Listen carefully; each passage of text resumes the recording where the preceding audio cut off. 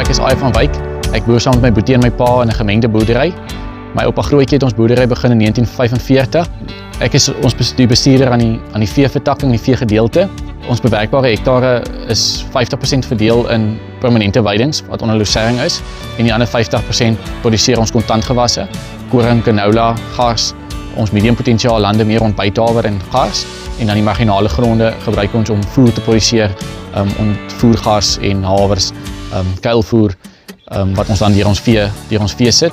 Ons het 'n besproeiingskomponent waar ons kuilvoer kan produseer, in die somer mielies kan maak en dan ook veld waar ons met beeste boer.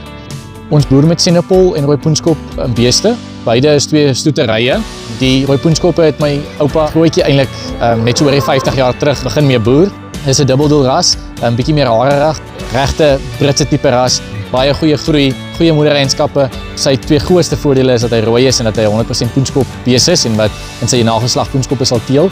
12 jaar terug het my pa saam met die poenskopteelergenootskap en 'n paar ander beesteelers die Senepol beesras begin boer in Suid-Afrika. Dis 'n bees wat 50% uit rooi poenskop uit ontstaan. 'n Bees met 'n gladde haarkleed het, pragtige mooi rooi pigment, lekker aangepas, hitteweerstandig, parasietweerstandig, los vel, bietjie meer Afrika tipe bees, nog steeds die goeie eienskappe van 'n Britse tipe ras met sy vleiskwaliteit, goeie groei, aanpasbaar en gehard soos 'n zeeboer tipe bees. Beide rasse het baie lekker temperamente. Wat dit vir ons belangrik maak om waarde toe te voeg by ons beeste is omdat ons 'n klomp veld het, boer ons met ons beeste meestal op veld.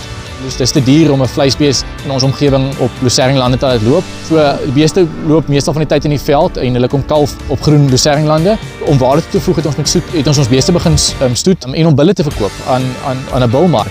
En so meer te kry per koei en meer te kry per koei per hektaar. Feedtech speel daar baie belangrike rol waar ons strategies ons bulle markgereed maak in moeilike wintertye. Kalvers wat ons speen, beeste word op speentyd geklas. Beeste wat ons nie hou nie rond onsself af deur ons beesvoerkraal word dan so markgereed gemaak met mielies wat ons self produseer, gas wat ons maal om daai ekstra bietjie waarde tot ons grondstowwe en ons veevertakking te sit.